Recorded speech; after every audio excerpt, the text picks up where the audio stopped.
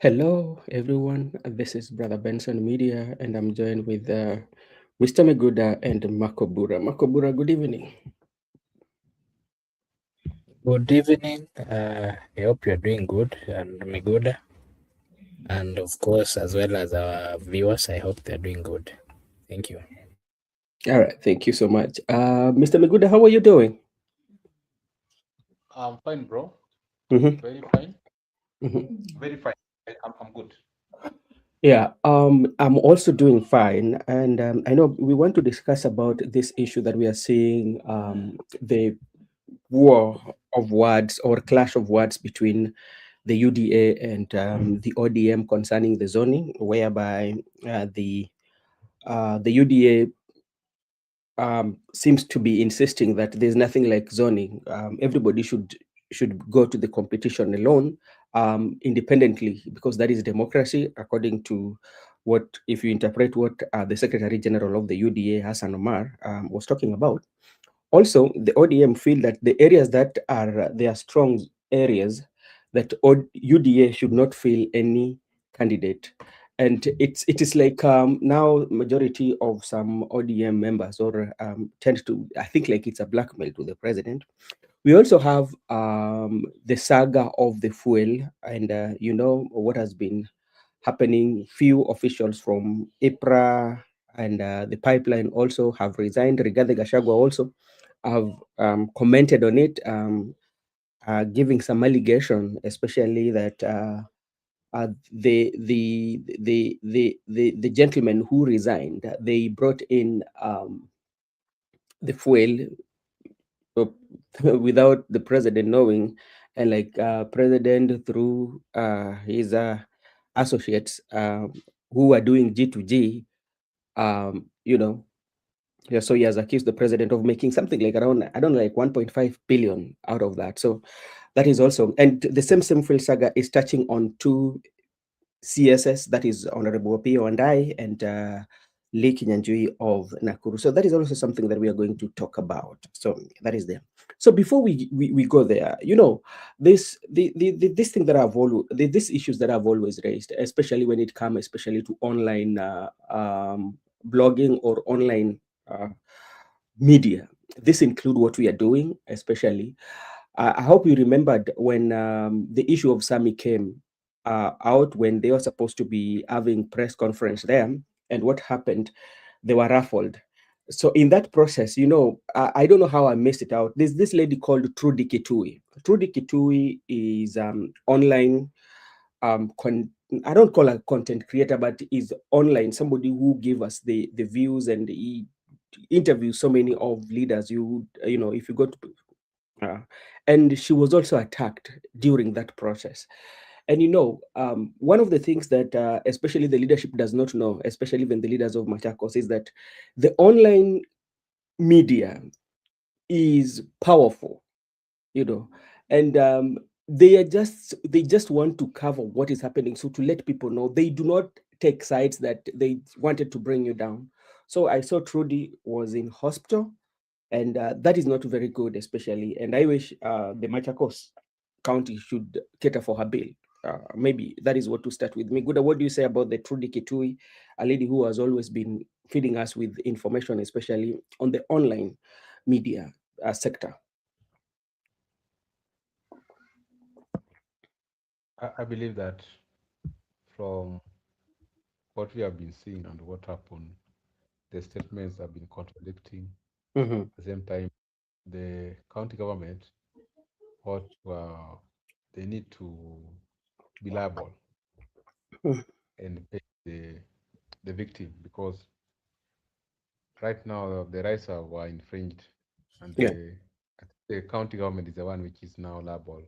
They have Mm-hmm. that duty to ensure they compensate, or they not compensate per se, but they they take the burden of liability so that they pay the victim. Yeah. Okay, thank you. But what can you mention about Trudy Kitui, because you are also one of the online fraternity? Because like there's news that you've always been bringing us news from where you are, especially to inform our viewers. And this is Trudy. I can count it. She's one of us. And when she went to that event, she just wanted to inform the public, especially, and she ended up being a victim. What would you, especially, say to the, especially the security or the politician, especially when it comes to the online, people who are feeding the nation, especially with information? You know, sometimes it Mhm, depends on the environment where you are feeding the nation. mhm. You can decide to be in public place. Yeah. You can decide the people. You can decide Mhm, to be where we are today. Like me, I'm mhm, in a private place, mhm. but I'm still engaging the public. Yeah. I might I might bring information Mhm, that you don't like, but you have mhm. you cannot attack me. Yeah. Maybe you can decide to do what we call defamatory charges, Mhm, but come where I am. But if I tend to do it in public where people are, I can mhm. fall a victim as well. But you Okay. understand that sometimes when we, the people who are feeding the public with the Yeah. information, Yeah. we might be in a position of having uh, reliable information. Sometimes Yeah. I saw it happening, I heard it, Mhm, I was there, and the perception, how we perceive the information. Maybe you want something that will make you comfortable, or mhm, maybe the truth will make you uncomfortable. So I think sometimes we we are in a position of having some reliable sources, or we're in a position of having some truthful, but sometimes also we are in a position of taking sides. mhm. All right. Okay, thank you so much. Makobura, how are you doing? I believe you're doing fine. And I can also see what you guys doing. So we are discussing about the issue of governance and accountability. If you are well versed with the global countries, we are discussing about this is all about a good country called Kenya, is in the continent of Africa. And if you go towards the east side of Africa, where you will find our beloved country called Kenya, and with bordering Uganda and Tanzania. So we're just Okay. talking about the policies. And let me also take this opportunity to say hi to Goodia for joining us. I hope you're doing well. Makobura, what is your take on what happened? Especially, I just came to saw that yesterday that even Trudy Kitui was attacked during that press. And she's an online information provider. And this is something that we've been in the online platform. One day we might find ourselves also in press like that, because like that is what we're doing. Thank you so much. Allow me to just say hi to our good friends Jen Steven, Goodia, and whoever is watching, and to Mhm. just remind them that this is Brother Benson Media, and over here we do say that your opinion counts, and also to remind them that if they're watching for the first time, let them just like and subscribe, Sorry. because if they do so, it is a way of supporting us. Let me give my take on that particular statement that you've asked, and I can say that the political class has always wanted to hide quite a lot in terms of information to the republic, and whenever they see the online news providers, they are always scared, especially when the online news guys are giving news that is contrary or that is tainting their name. They will always either bar them from getting that access to the information they are looking for, or whenever there is a scuffle here and there, they will always be the target. That is not strange. You've seen that in the Republic of Kenya. But again, you know, Kenyan Kenyan constitution gives that leeway for people to get information and, of course, to give information. Mm, So it's so unfair for government officials, more so politicians, because remember, the political class are subjects of the people, they're subjects of the citizens. yeah. And whenever they want to, whatever they're doing should be Mhm. something that is giving the people of Kenya an opportunity to understand what they are doing. Yeah. That is, it is, the demand from the citizen to get the news or to get the information about what is happening in the other side is their right. It is Mhm. their right, and for that reason, they have all the rights to get all the information they need. It Yeah. is so unfortunate that the people who have been making this, they've always been the subject of discussion, subject of attack by Mhm. the close allies or the security apparatus of Yeah. this particular politician. And me, I want to say that let us be mindful in the sense that let us not bar people from getting or doing what the constitution allows them from to do. Mhm. They have a right to take the information, they have Yeah. a right to give opinion, and for that reason that should not, they shouldn't be bad in Mhm. whatever way. If this gentleman was attacked, then it should be a responsibility of the governor, Mhm. because all these scuffles happened Mhm. the leadership of under her leadership. And again, whatever these guys had gone, the Kyoko comedian, whatever he had gone to do over there was to just request or to cry for justice that he's been looking for years or for months.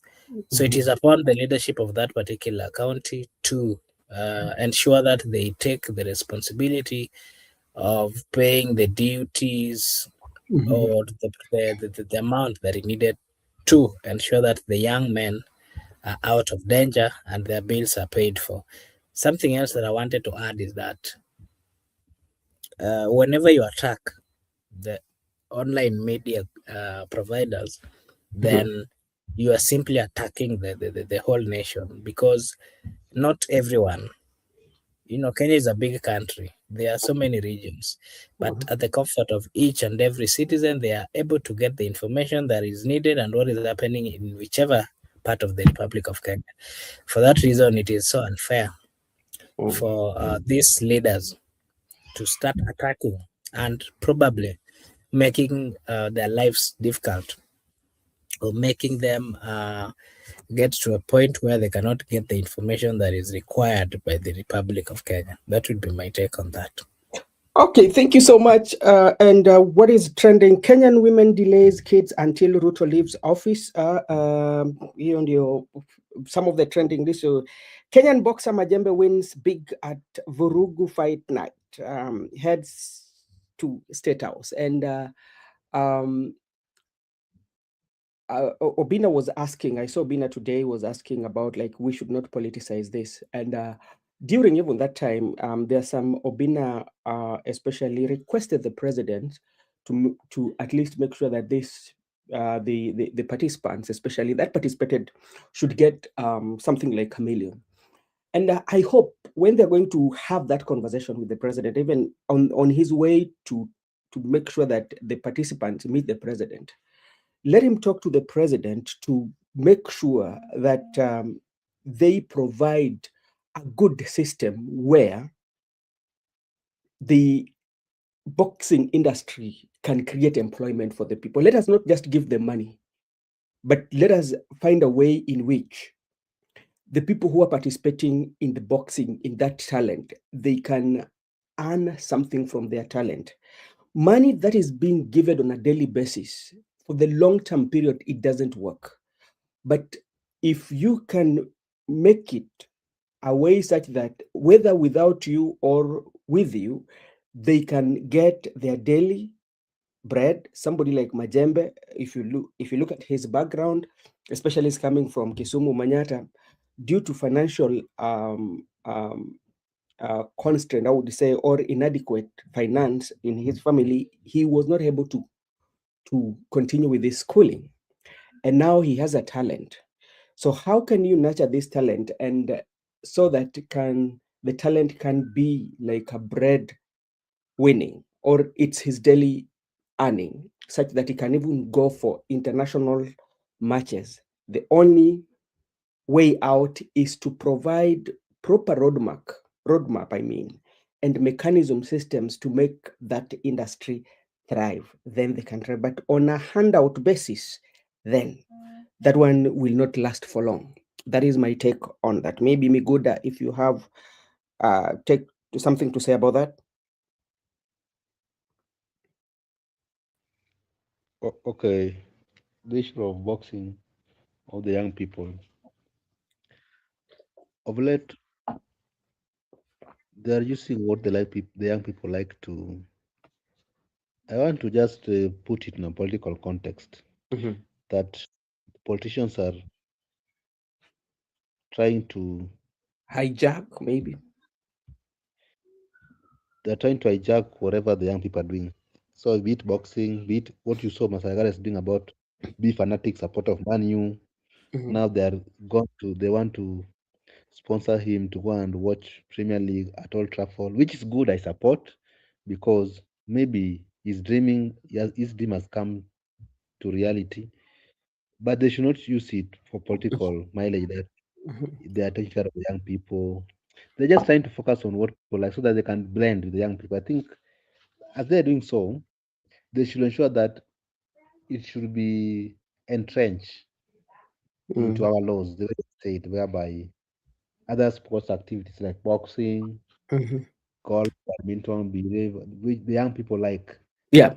they should ensure that they provide academies, also allocate for them coaches, how they can train.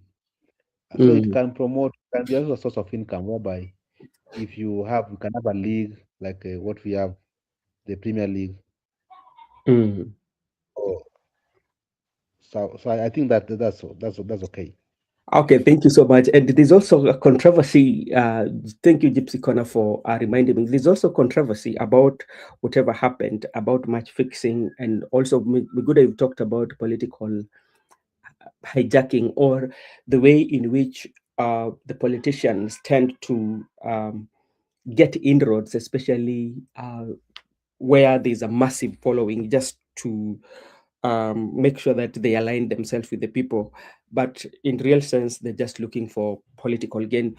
Makobura, maybe in a few words, what can you say about making sure that especially the entertainment industry, not only boxing, because like entertainment industry is big, that good policies are put in place such that the idea of handouts each and every day, that we have to ask for president to give us this money and this, it should be out of bounds. Like, we people who are talented has to earn something out of it. Thank you. First, what I can say is that partly, Obina has partly done a good thing in this. Uh, he has partly done a good thing because he has reminded the leadership that there's something that has been forgotten. There's sport that has been forgotten. That Mhm. is boxing. And I like the fact that he brought people together. He announced this. He made it go everywhere in social media. Mhm. And of course, it did attract the attention of the people of Kenya. To me, Yeah. that's a good move Yeah. that we need to appreciate that. Mhm. But again, I, something else that is happening in the Republic of Kenya is that this should be a wake up call to the government that if they want to tame youths, and especially the consistency that we've always seen amongst the youth coming out to criticize or to give their opinion, they are doing so because part of talent sports, things to do with boxing and all these kind of things, they are not taken serious in the Republic of Kenya. Look at, for example, today. Me, I've never heard, apart from those days that I used to hear of this lady called Congestina. Congestina. Congestina, yeah, during those are the days that I used to hear of boxing. And then after Congestina dropped out and possibly started having some problems, I've never heard of boxing in the Republic of Kenya. I don't What know about whether we Fatuma do. Zerika? Yeah, after the likes of Fatuma. And let me remind you of something. Remember, Kenyans had the best boxers in the entire world. Remember what Kentistina did. Remember what, they were the winners of the world. If the government really took much consideration in ensuring that these talents and the talents of young people in the Republic of Kenya are nurtured to the extent that they will feature in these international boxing matches, then I can tell you Kenya would have, in similar way, they're having the best athletes in the world. Kenya would as well have the best in terms of boxing, because boxing is one of those games that require hardened people who have gone through difficult lives, and I can tell you Kenyans produce the best. That is why we have the best runners or athletes.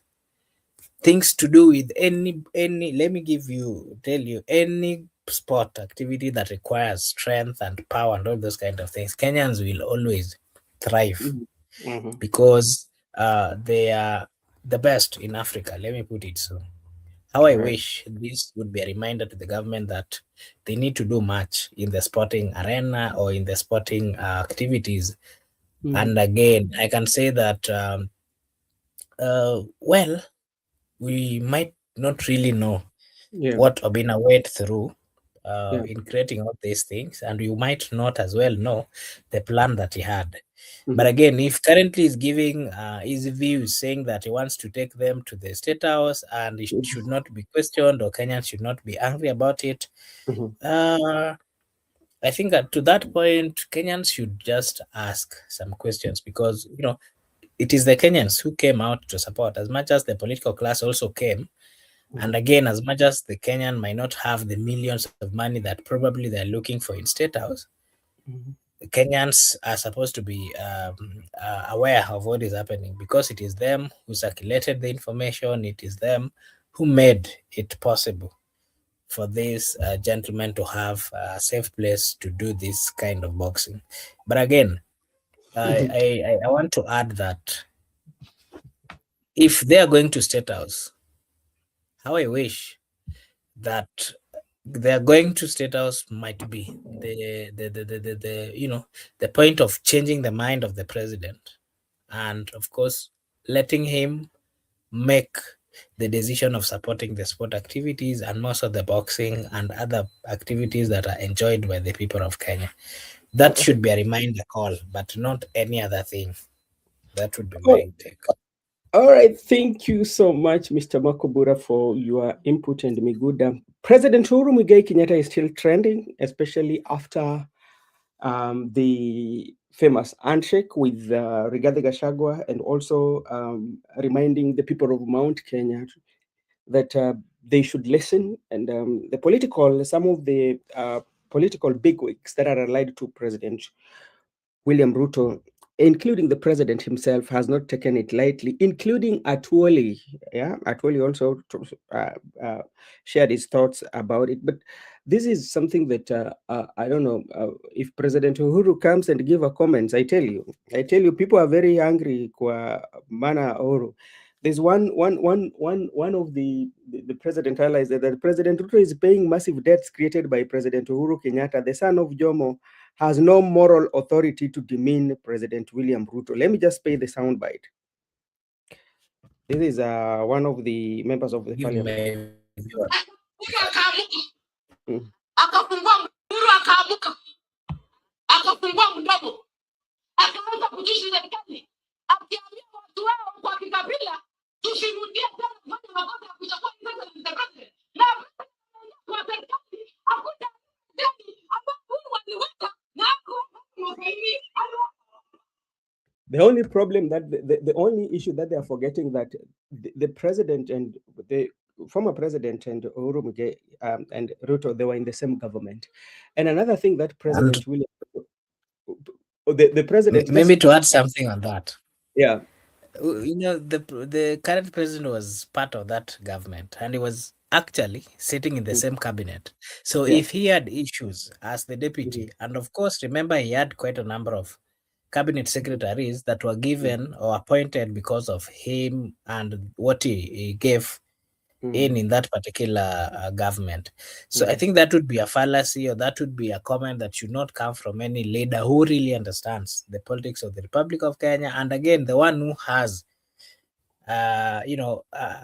unless they have mental problem, then they would come up with such statements. All right, thank you so much, Mr. Makobura. Miguda, maybe the allies of the president, including the governor for Homa Bay, have gone on this attacking President Uhuru Kenyatta for making the comments of, especially when they were in Kirinyaga. What is your take on that? Before now we go to the talks. What I want to say, maybe two things. One, Yeah. there's no room for hungry. You don't need to be hungry. This is politics. Even when you are given a microphone to attack your opponent, don't make it look like, because Ruto and Uhuru, they talk. You have seen them. They try. They are not having hard tackles or hard punch. They're playing cool. Uhuru Yeah. said that you work for the people. Mount Kenya, I warn you, you never listen. Then Ruto said, okay, it's God to elect leaders. Then they leave it at that point. They don't go too much. But you find that people like Wanga, that lady you have played the clip, they talk as if it's their show. They talk as if it's their show. So let me tell you one thing. In this politics is very tricky. Yeah. Politics, you need to take it slow. Then when you have opportunity to speak, Yeah. just try to tell the people what you can do to them or what you intend to transform. But the war between Ruto and Uhuru, don't be like you are the person who want to be in the forefront, or the war between Gachagua and Uhuru. Don't be like the person who want to be the forefront. These people, they know each other. Excuse me. They know why they're fighting so hard. They understand each other. So one, you never know. We have seen these things before. At one point they diverge. At one point they converge. It depends on the interest. So if you are the forefront, like what Junet, when Raila was opponent for Ruto, Junet abused Ruto, all sorts of name. Today they're with Ruto in the same camp. So hii siasa ni polepole, hakuna, there's no need for there's hakuna raka. Just need to slow down. People like Wanga should slow down. They don't understand what's going on. I remember when there was a time Governor Wanga was with the Jeff and he was asked about President William Ruto when people were just campaigning. I tell you, if we can play you that video, then it should tell that politics is politics. Now, Msimamo, thank you very much. Ebu tuambie uko vipi, hali gani, umepotelea wapi? Bwana we, hali mimi niko salama ndugu yangu kabisa. Shughuli mingi bwana, unajua huu wakati wa upanzi tuna huwa hatuwezi hatupotezi muda, so unakuta kwamba yani ukitoka asubuhi uongo mpaka ulione limezama. So unakuta sasa huku mambo yameanza, huku nako ndo ungwe ni ya mwisho, utamu mokelea juu, unataka kufunga kazi uongo. Ndio maana bwana unanipata hapa mara nachelewa kidogo, lakini ni muda tu.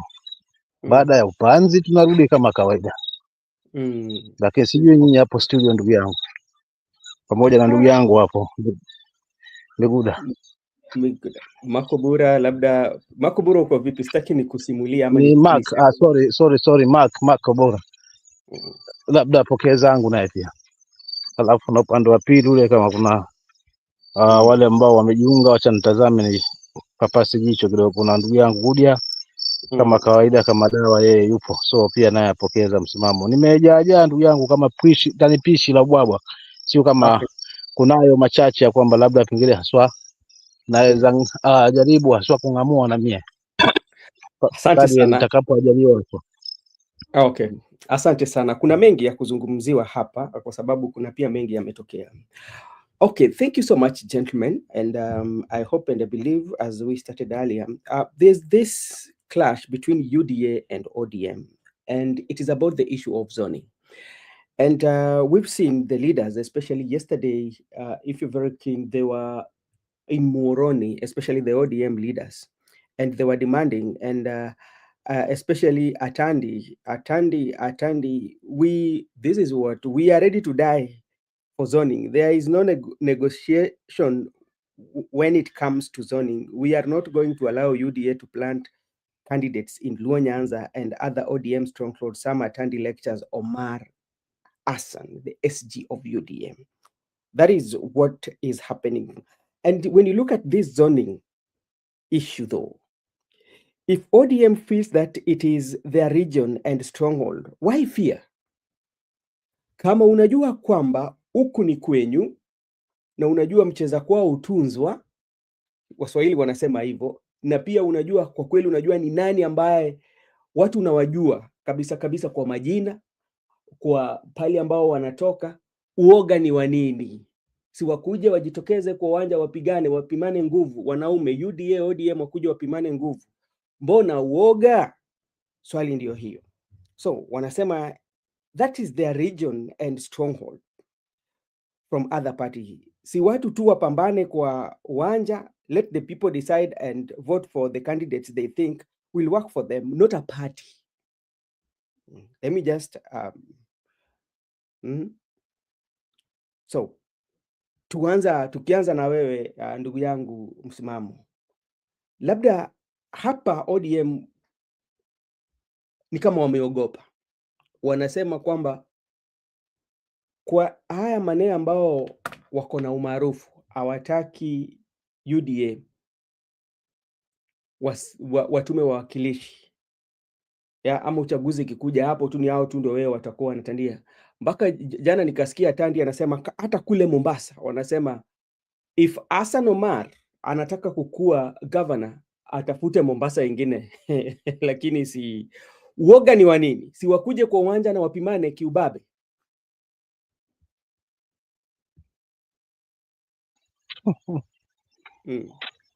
Shida yenyewe shida ni kwamba hapa kwanza asante kwa swali hilo, na nitaanza kwa kusema hivi unajua huku kwetu tuna msemo kwamba bamia lile likikomaa basi huwa linashuka thamani. Sasa labda pengine ndugu yangu hapa Mark tanisaidia kama najua bamia ama benda kwa jina lingine, kila linavyozidi kukomaa linashuka thamani. Hili lilikuwepo but hawakuliona kwanza because ya power, na ndio maana nalaumu uongozi uliopo, kwa sababu ni kwamba chama hiki ni cha kufuatwa, si cha kufuata. But wao walifuata.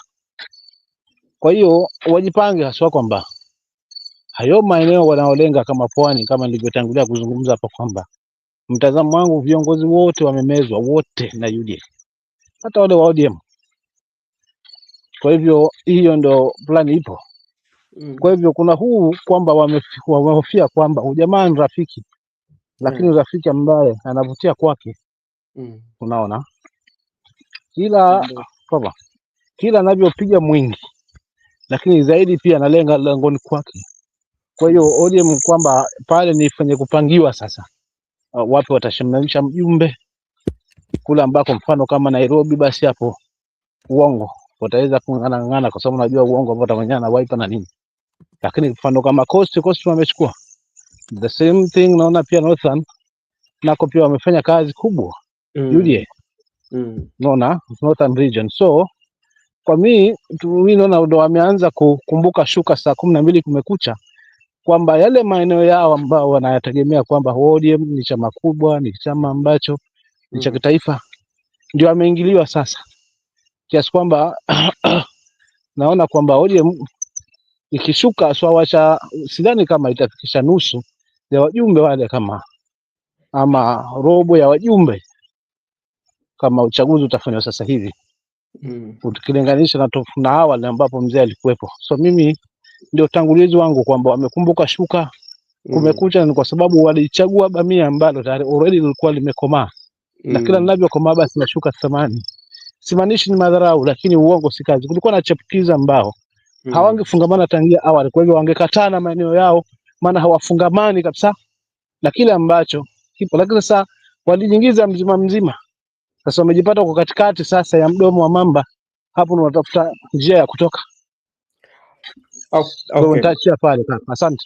Okay, thank you so much, Ms. Mamo, for that. And you know, I do not know the criteria that the ODM now are starting to complain about this zoning, knowing very well that they've just lost their leader. Even themselves, they did not take time to internalize or to have like a conversation within themselves and say that, okay, how are we going to start to work again? Because we've just lost a very big pillar of our party, and this was somebody who glued us together. Now, how do we move from here? What they started to fight within themselves, and especially those who are opposed to broad-based government. They were pushed away, especially Edwin Sifuna, Babu Owino, and that one was weakening them. Instead of them saying that, okay, let's come together. First of all, build a strong team of, you know, let's build a strong team. But like they say, so let me come to you, Migoda.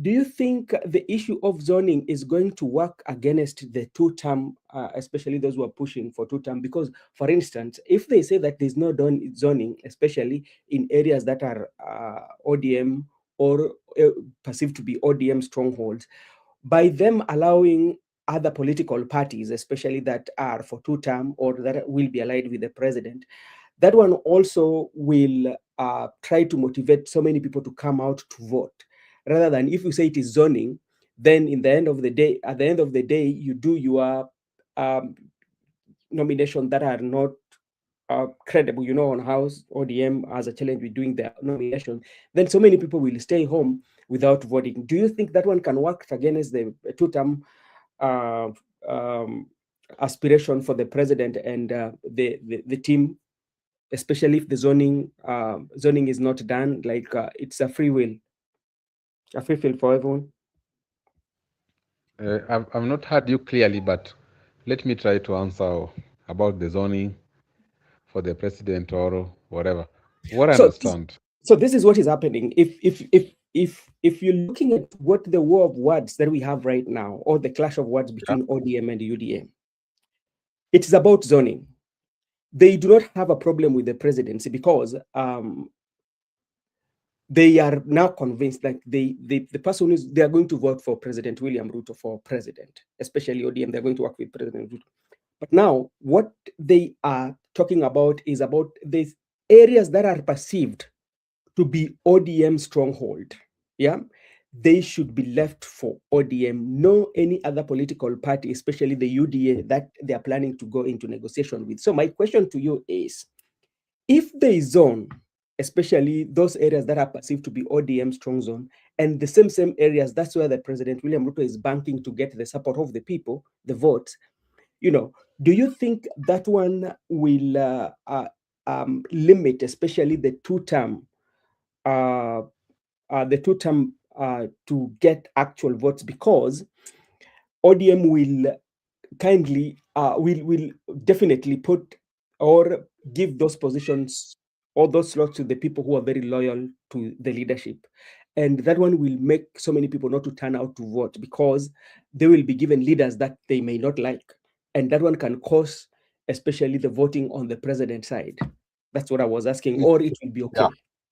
you have asked a question and you have answered it. Let me elaborate it. It is Yeah, true.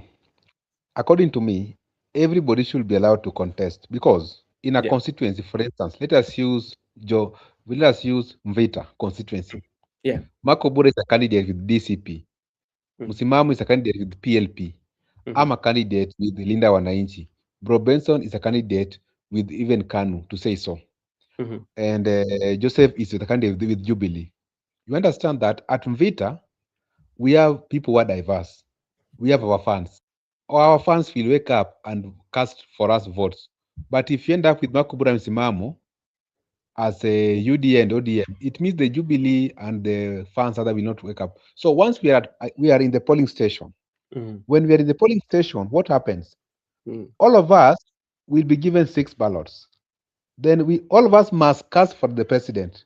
Yeah. Like if in the case of Governor Nasir and Abdul Swamad, Mhm, if Nasir and Swamad are contesting, it means that the UD and ODM will wake up in the morning and cast for the president, all of them, but the fans for Nasir and Abdul Swamad will cast for Nasir and Abdul Swamad. So in my view, if you zone, I can say, okay, you have zoned.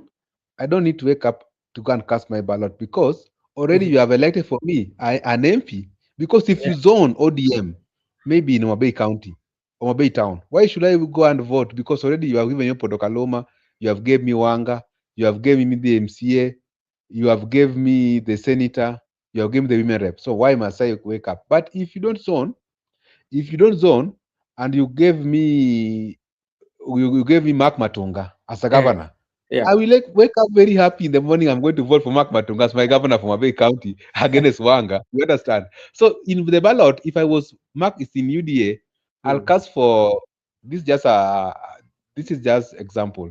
Mhm. The person casting for Matunga will cast for Ruto. Yeah. The person casting for Wanga will cast for Ruto. So Yeah. Ruto will have with 2 votes.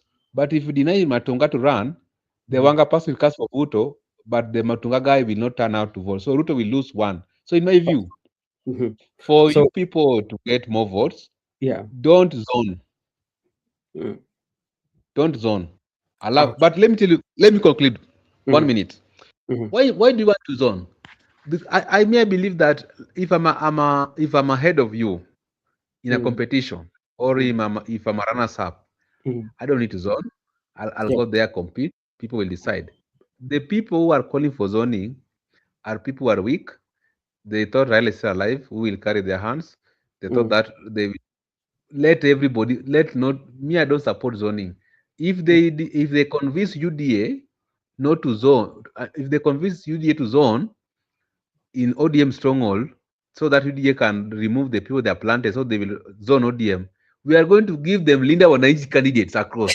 So this time round they will not escape. There is no escape route. If Ruto is going to remove all his candidates from the ODM stronghold, we are Mhm. going to fill every candidate from MCA, Linda Mm. Wananchi candidate. And if they are lacking people Mhm. like Makobura will come forth to contest with Linda Wananchi ticket. I'm also available. I can, if there is no Linda Wananchi anywhere, we look at the map of the Kenya. I'll chip in and contest there. So no one is going to go alone this time round. We will put all candidates for them. These guys. Someone has been MP in parliament for 20 years. What do you want Yes. to go and do in parliament for the next 5 years? And What is now it that you now do in you're parliament? and and another thing that we know, especially the reason why also they are insisting on zoning. This is before inviting Makobura too, and I read the comment of Jemo at Jemo Mbati. Jim Party. They they know very well that if the zoning is done, the MPs who have not been performing well, because even within ODM there are those who do not like the leadership. So when they do the zoning, it means the people who are going to be given certificates, or watakufanyia ile jambo. So that is also a fear that they have, especially for those who have not been performing well. They know themselves, they know that they've not been performing. So this is another fear that they have. That's why they're insisting on zoning. Secondly, I've always said this, especially for the people of ODM.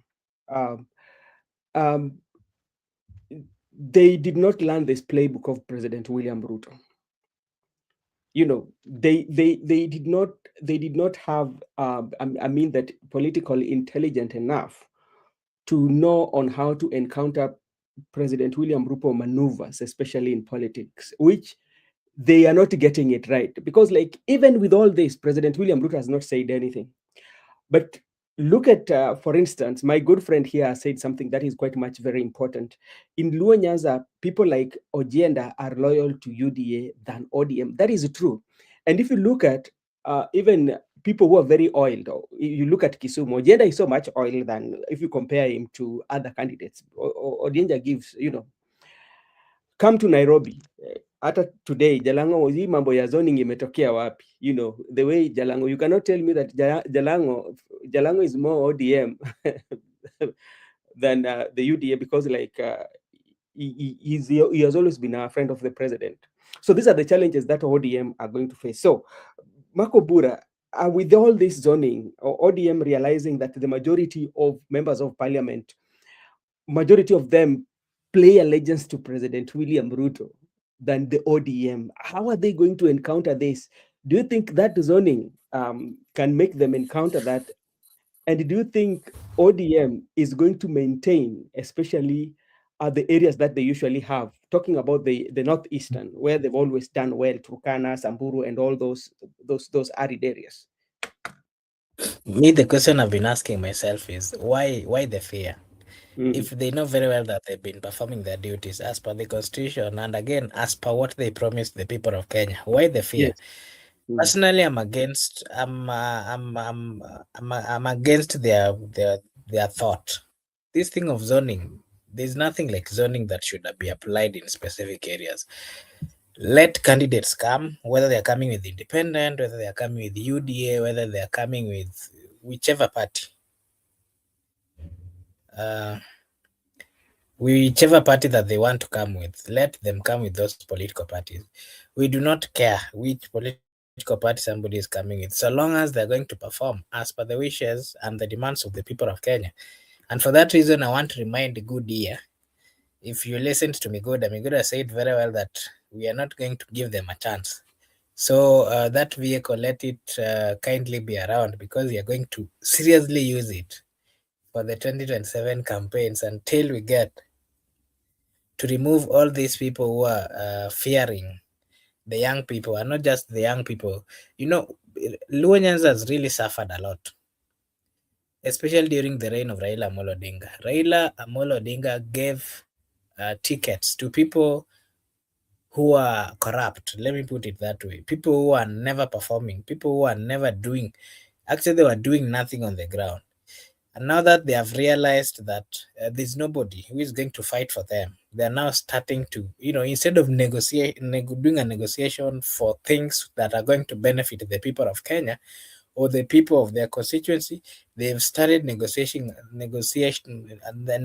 on things which are very relevant, things to do with the zoning. How is that going to help a citizen in Dewa? How is it going to help a citizen in Kisumu? Those are nonsense things, and they should wake up and know that this time around there's nobody who's going to lift them and tell them that with ODM you're going to succeed. ODM is dead, and ODM died with Raila Amolo Odinga, and may his soul rest in peace. It is so bad for those people who are still left in ODM, because they never calculated and they never came up with a strategy that is going to help them maneuver, or that is going to help them to secure their seats in the coming general election. What we are demanding for as citizens, and of course as people who are coming from that area, that they're saying there's zoning, there's going to be zoning. We are very categorical.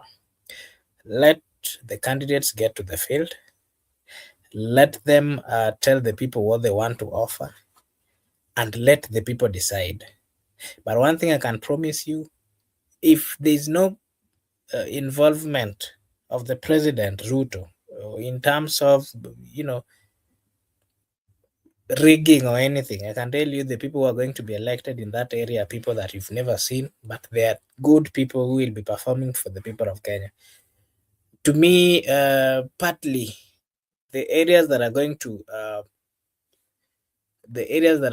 do well, and the areas that are going to have the best leaders, are the areas that have always been dominated by the ODM leadership. Because this time round, there's nothing. People are not going to, Raila was such a powerful politician that if he said you are the one, automatically you'd be the one. But now he's not there. People are not going to have that sympathy or anything. People are going to look and do a critical analysis on each and every individual, on each and every politician. And that is why we are also very categorical. Let them cry. Let them cry.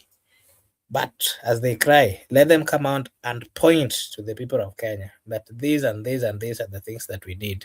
And for this reason, kindly vote me or give me your vote again. It is very clear from my understanding and the people who are coming in those areas that all these people did nothing to the people of those areas. And for that reason, they do not, in my opinion, they are not supposed to be given another chance. Let us have new leadership. Let us have a fresh blood. Let us have a people-centered leadership that is going to sort and to understand the issues of the people, and probably to give solution to the challenges or the problems of the people of Kenya. Let them not cry about this and that and that. We are not going to entertain. We are going to be very categorical. We are not going to give them votes because they knew Raila. No, Raila himself was very categorical that you don't perform, you're not going to be given. But Raila would see their cries and probably give them direct ticket. That is no longer going to be here. If you've seen how they're trying to handle ODM, is because they're trying to ensure that they maintain the grasp or they maintain the ownership of ODM as a way of going to threaten or to protect themselves. One thing I know is that we have very nice people in those areas who can perform very well. But being that they never knew Raila Amolo Odinga, or they never knew people who are closer to Raila Amolo Odinga, or they never had the opportunity to have the ODM certificate, they never became leaders. I want to say that let everybody who is interested in whichever position, let them come out in the entire country, in whichever position, and let them go for those positions without fear. But again, let the young people also wake up and, of course, do a good analysis. Let them not vote in people because of bribes that they're being given. Because what we've noted is that these people, the UD and ODM, they're being funded by the government. Even in their campaigns, you will see them giving 1,000, or big money. But that should not be a reason for them to be voted in. Actually, that should be a reason for every Kenyan to know very well that these are corrupt people who should not be given an opportunity to lead. That would be my take. Msimamo, I'll also give you a chance to give your take on the same before we move to the oil saga.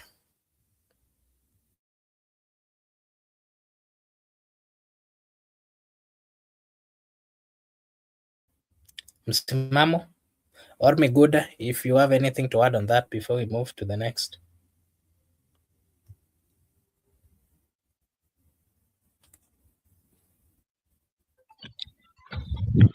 Mi sina cha kuongezea kaka, labda tusonge. Miguda? Let's make progress. Let's move on.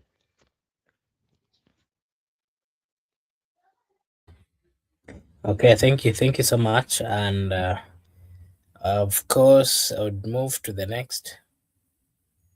And also just remind our viewers that this is Brother Benson Media. Over here, we do say that your opinion counts. If you are watching for the first time, we request you to kindly like and subscribe, because if you do so, it is a way of supporting us. Na sisi hapa tutasema ni asante.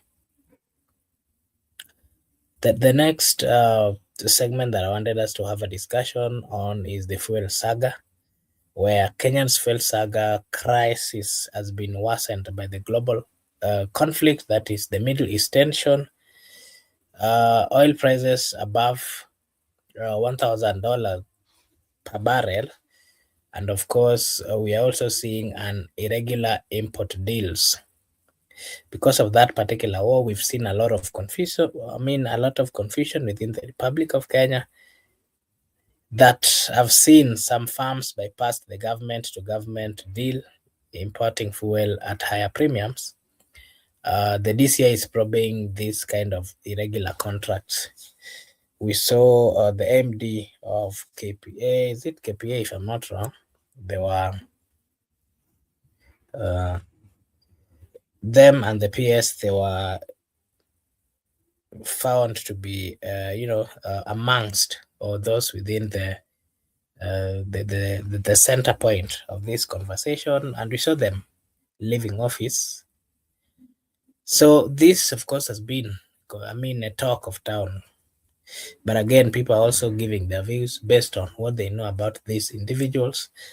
Partly, some are saying that this has led to loss of quite a lot, billions of money in the Republic of Kenya.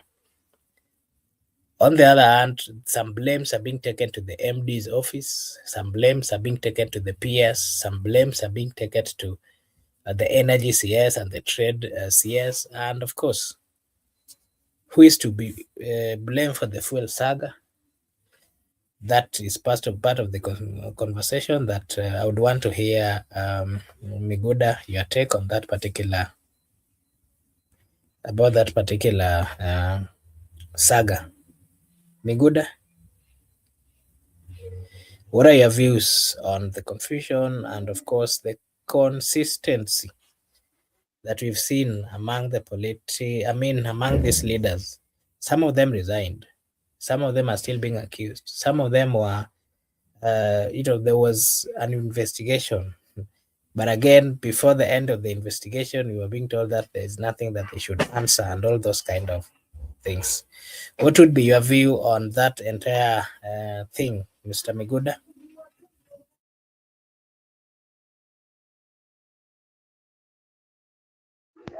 Okay, bro. From what we have seen,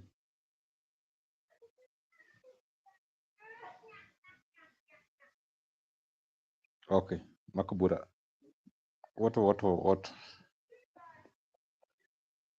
whatever has happened in the country, there is mixed reaction from president, from opposition leader, from DCI, from court, and from the suspects.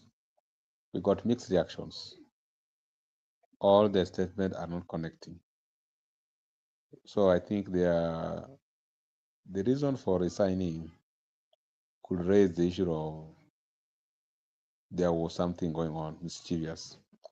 Of course, you can't resign if you are competent or if you are not having any mischievous issues. So I think there might be something wrong going on in the government that has raised issues that ought for them to resign. Also, you have seen the DCI taking action, carrying out interrogation. Interrogation can only happen when there is suspect, that the suspects have been pointed out. That's why DCI has carried out investigation, and now the court also must carry out their role. All these process link you that we have something happened in the fuel sector. It could be a deal. It could be a deal that happened. Maybe some people go behind. All these statements, I don't want to rely on the Gashagua's submission, but my own analysis, the fact that the PS resigned, 2 CEOs resigned, the DCI carried out investigation, there was exhibit, there was also a court process. All this can tell you that actually something happened. So I believe something happened, something that is wrong, that affects the economy with the consumers and also with the taxpayers. So I want to leave at that point. Makubura, back to you.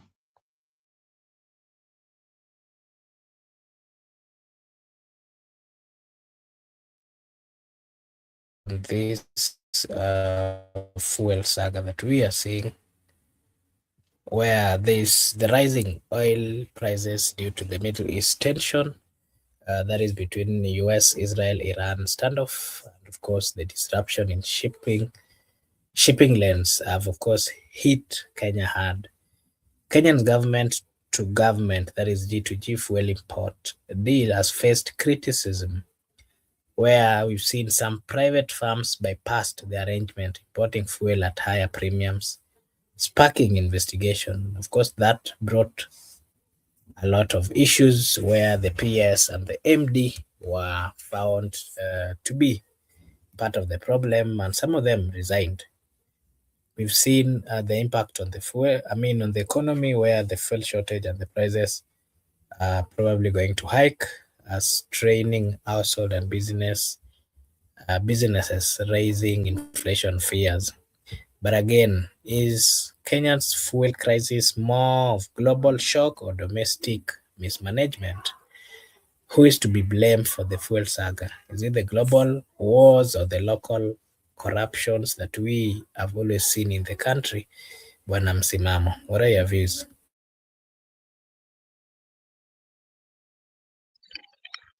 Sijakupata vizuri hiyo logo na maanisha, yani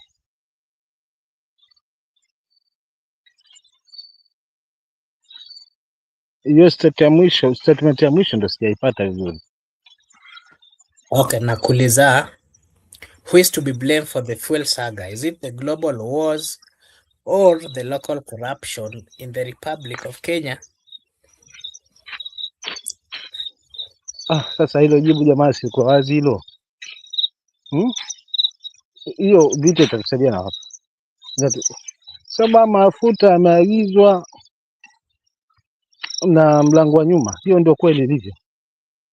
So kama yameagizwa na mlango wa nyuma, yameuzwa, basi hapo kuna kutokuwa na makubaliano haswa baina ya hii deal. Hivyo ni masuala yetu papa hapa, corruption papa hapa, wala sifungamani kwamba vita vimechangia kwa aina moja ama nyingine, kimtazamo wangu, kwa sababu ukiangalia haswa wale wametolewa sasa hivi na kusemekana kwamba mkono wa sheria utawafuata ni wale wale wamoja tu. Kwa hiyo hapa ni kutobadiana katika hii deal, ama imefanyika kinyume. Unaona, haijapitia kule ambako ilikuwa inafaa ipitia. So uagizaji huu ndio una tatizo, ukifuatilia sasa hii historia ya mafuta. So ni masuala ya ufisadi papa hapa, viongozi hapa nchini, wala si vita vya dunia. Asante.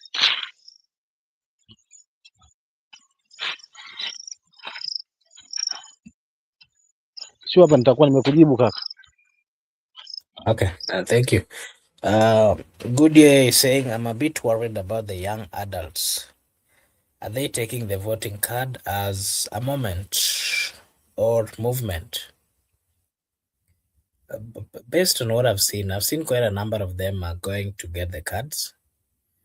And there has been a positivity in that sector, because I'm seeing quite a number of IEBC in part of the areas that I've gone to within Nairobi. I've seen quite a number of registration points, and I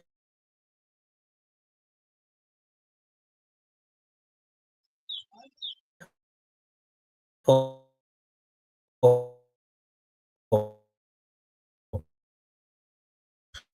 that the young people, that I'm hoping and I believe that they are taking the cards, as they had already said sometimes back. Remember, the movement by the Gen Zs, part of the resolutions that they had were that they have to get out and take the cards. They had to get out and do the registration as part of getting ready for the next general election. Remember, part of the issues they raised, according to them, have not been solved up to date. And those issues were, more of them were based or were landing or were,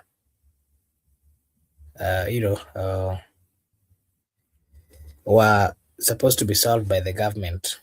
Things to do with the high demand of jobs within the country, where majority of them had gone through the right way of getting education ready for the market. But they were unable to get the jobs. And also they talked about the leadership or governance, where leaders have forgotten their views, they had forgotten their pleas, and they were told that the only way, and they are aware that the only way to solve these problems, of course, is getting the card. And that card is what they can use to ensure that they send home whoever they're not willing to work with, or whoever they are seeing as being incompetent within the government. Yeah, so that would be my take on that particular question by Goodyear. But maybe my last question to you, Bwana Msimamo.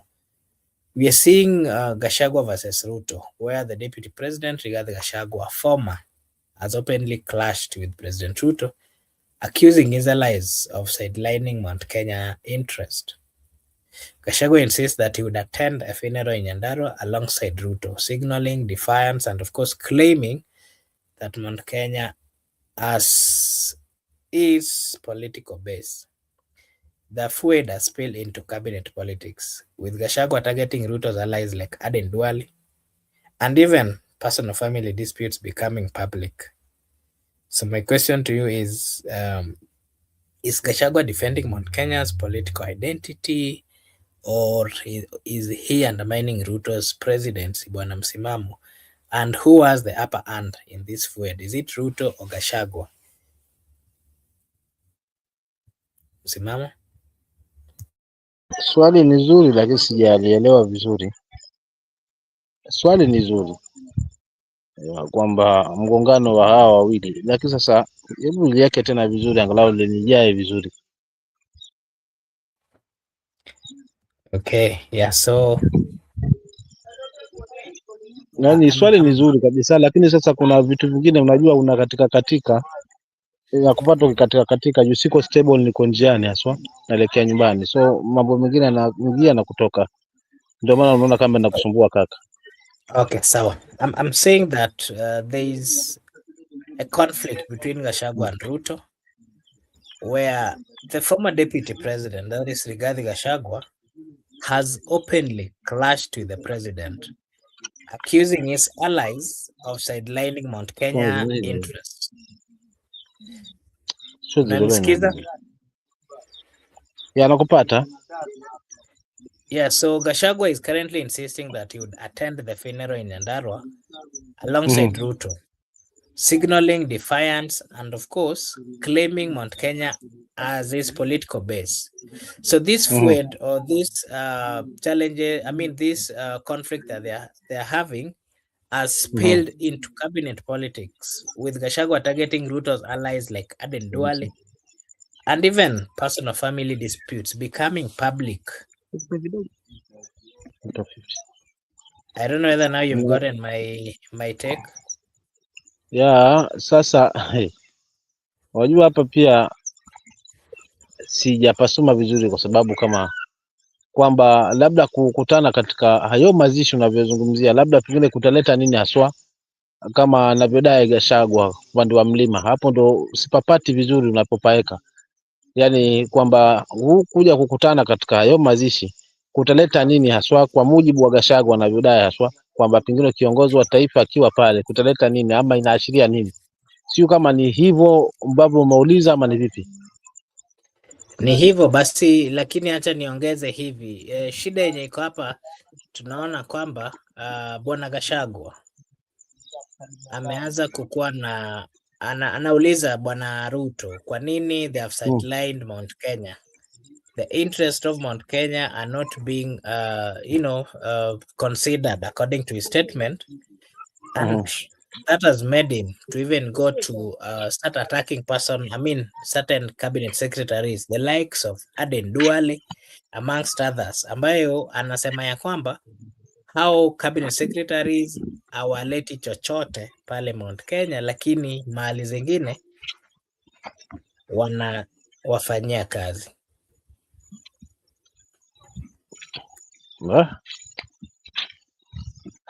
Sijui nitaliekaje mdogo wangu hili leo, lakini wacha nijaribu vile pale kwa uelewa ambao maybe ninaweza kuelewa kwa uchache. Kwa masuala ya Aden Duale, labda pengine si kwamba labda sehemu gani ambazo nazungumzia kwamba zinapata huduma labda pengine haswa kwa mujibu wa Gachagua, lakini vile vile huu mwingiliano wa wao wawili kukutana katika mazishi, unajua mimi sina shida, wote ni viongozi wanafaa kwa mfundazo.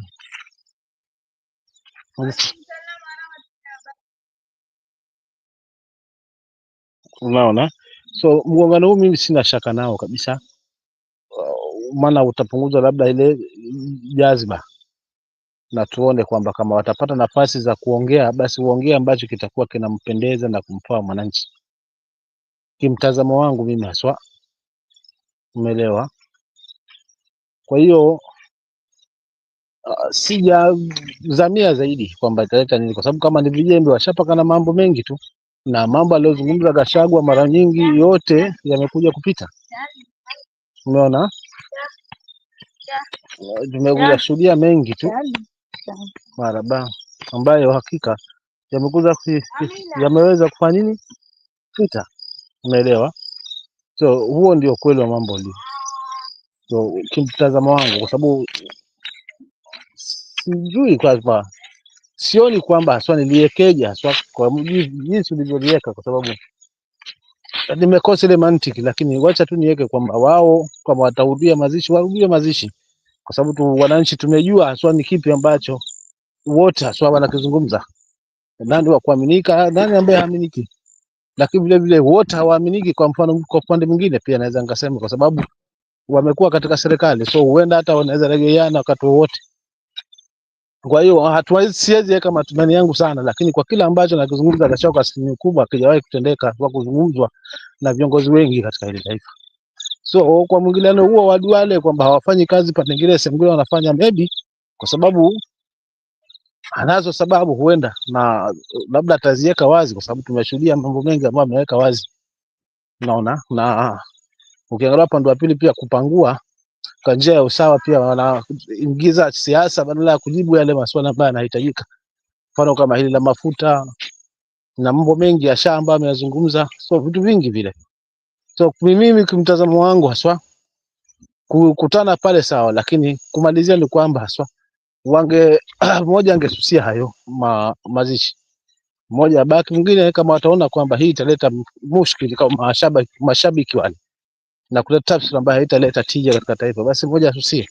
Haina haja waonyeshane vifua hapo hapo, alafu mwisho wa siku washindwe na kudhibiti haswa hisia za mashabiki. Maybe wasiwasi wangu, lakini kwa Duale kwamba anafanya simu nyingine, sio siwezi kuingia zaidi, kwa sababu sijajua kwamba anazungumzia pati gani haswa ambayo haswa naamini hivyo. So mpaka nifuatilie Gachagua ndio nione kwamba ama aliweke wazi zaidi, ndio weze kuingia hilo la mawaziri kwamba anafanya sehemu na sehemu nyingine hawafanyi kazi. Asante.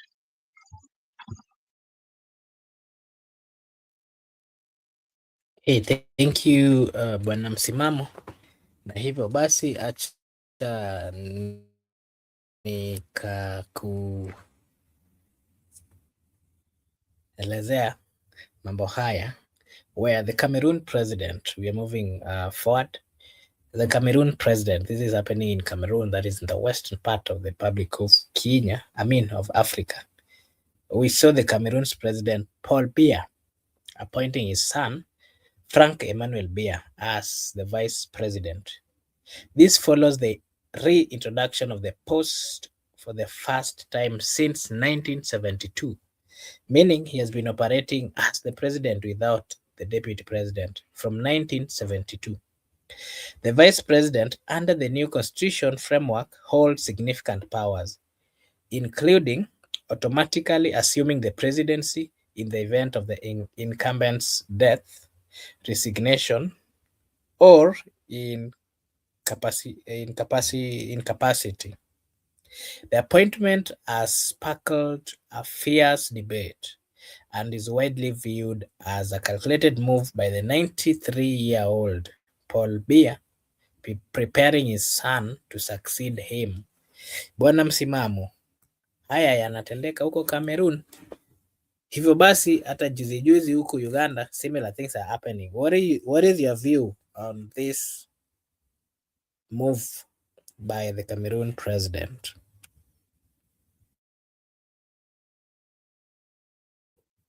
Msimamo?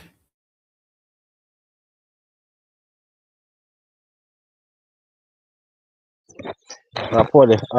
Najua labda nakaribia home kidogo, lakini nikiwa nyumbani nitakupata zaidi pia, kwa sababu na mambo ambayo kwa kweli yananikatika kakaangu. So nafikiri it's like 2 minutes nitakuwa nimefika nyumbani, nitasettle vizuri, angalau sasa niingie rasmi kwa kipindi na nitakuwa nashika kile ambacho nakiuliza. So nimesikia tu haya mabadiliko ya huyo rais wa Cameroon, amefanya yapi kimkuta, kwa sababu hapo ndo nashindwa sasa kupata sababu maelekezo zaidi. Silaza. Mark, kama unanipata? Hey. Yani it's like 2 minutes nitakuwa nimesettle vizuri nyumbani swala kibaka mjini. So unajua pale net iko sawa zaidi. Juu niko natembea kidogo, ndio maana mambo mengine naingia na kutoka ni kwa kweli yani. So sijajua kwamba huyu rais amefanya lipi haswa jipya kubwa ambalo haswa lina tija haswa katika Afrika, ama amefanya lipi ambalo pengine halina tija katika uongozi. Unajua ndio nashindwa kung'amua hayo maneno kwa sababu sijaingia zaidi kwa mtandao leo. Ndio sikuweza kupata nafasi kwa sababu nilikuwa busy zaidi. Kazi wa kila kitu nakibandika hapa nakuta kwamba ni kipya kwa sababu siku awali nilikifuatilia vizuri kwa makini. But unaweza niweka sana tuchangie kwa sababu tumekuwa hapa for long, so hatutashinda jinsi ambayo tunaweza tukaliweka sawa kisha nikalizamia zaidi haswa kwa kina zaidi. Kakaangu Mark. Okay, thank you. I don't know whether okay, Migula this was my siku wapi? Mbona ametoroka Migula? Angetusukuma sukuma hapa kidogo at least nikisettle fresh. Naona Migula amepotea kabisa. Angerudi akatusukuma sukuma kwa sababu pengine yuko mahali net yake iko sawa. Unaona? Yeah, so this tusiwabwage wasikilizaji wetu wale ambao wanatufuatilia kwa njia moja ama nyingine, pia waniwie radhi sana leo yani kwa hili. okay. Yeah, so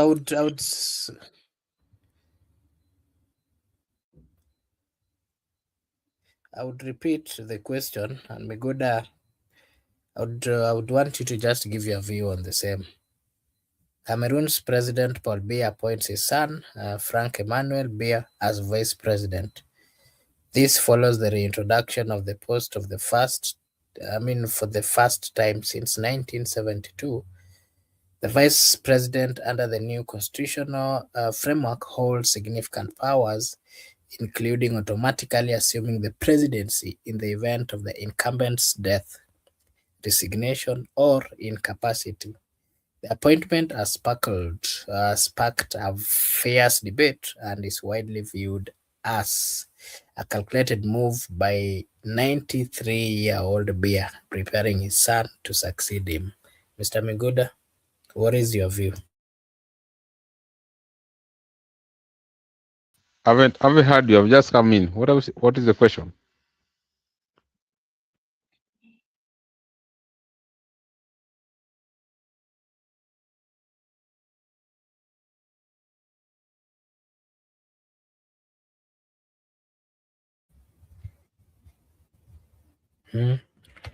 That's tough. I thought you were hearing because Ms. Msimamo had the same problem as well.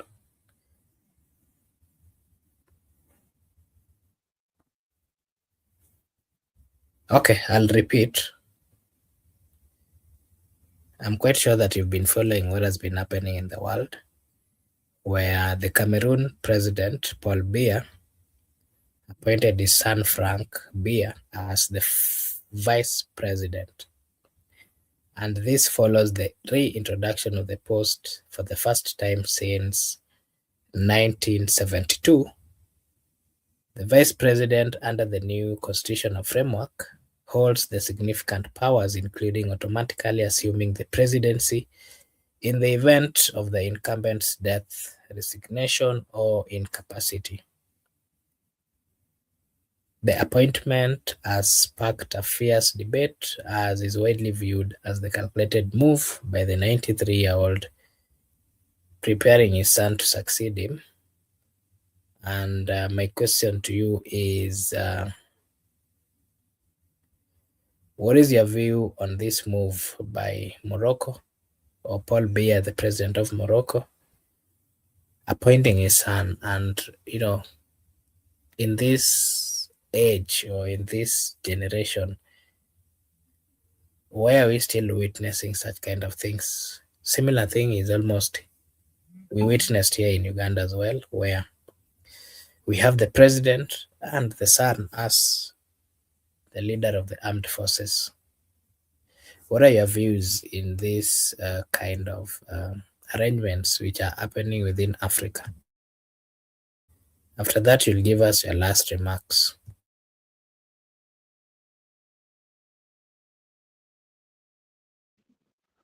Okay, can you hear me, bro? Can you hear me? I've been having challenges. Can you hear me? Yes. Yes, proceed. Okay. When Paul made Frank when Paul made Frank the vice president in appointments, right now he's aging, he's fading, he's in his 90s, and when he made Frank to be the vice president, that simply means that the nature of some African countries or leaders, whereby they believe in monarchy or they believe in the king, whereby when a person died, the inheritance become the head of state, like making the state to be family property. There are many cases you have cited, Uganda. We have seen many cases happening, but that's when you know you are in Africa. You understand why Paul appointed Frank, because he has done a lot of atrocities in Cameroon. He owns most of the properties in the country. His properties are secure when the son will take over from him. I think that's why they have decided he has started to do so, in my view, because he committed a lot of atrocities and also it corrupts the entire nation. The same way, right now, the current president is doing all sorts of things. He is not comfortable when another person will come to take over. So I think that's how I can view to Marco about the mindset of African leaders. Back to you. Okay, I'll give you a chance to give your final remarks and possibly on anything else that maybe you'd want to share. Okay, my final remarks. First, I want to appreciate you to come to the show. Msimamo, Bro Benson, Jim Ombati, our good friend Goodia, Village Comfort, and the other people I'm not able to view the entire screen from my end. My last thought, I would just like to respond to the issue raised by Goodia about the voter registration. The Gen Z are turning out in large number. They are registering because we are able to receive intel where we are. They are our peers. They're actually turning out in large number. They are registering, and they're also promising to vote.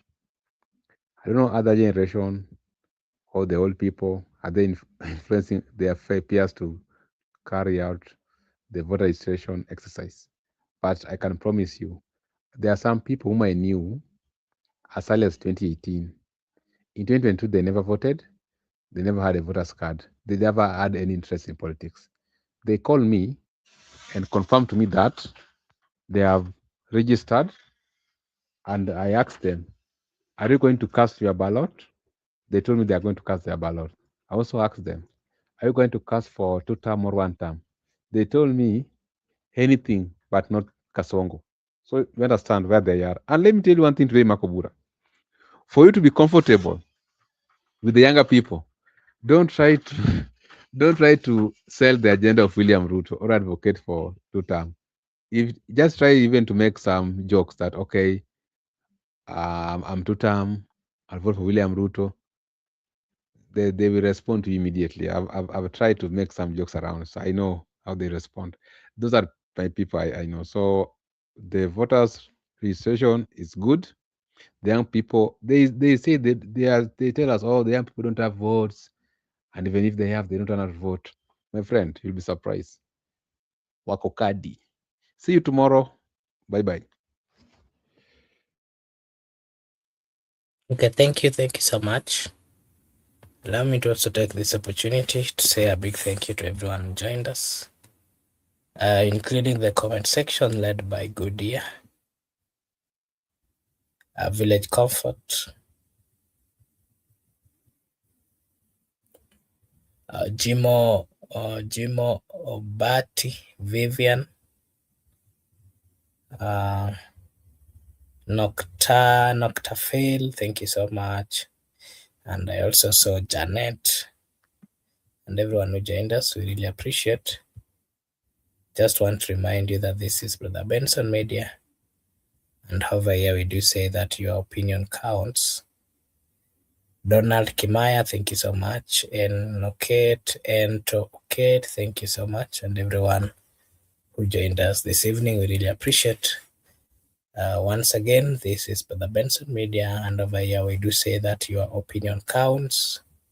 We appreciate your time, we appreciate your support, and may God bless you wherever you are.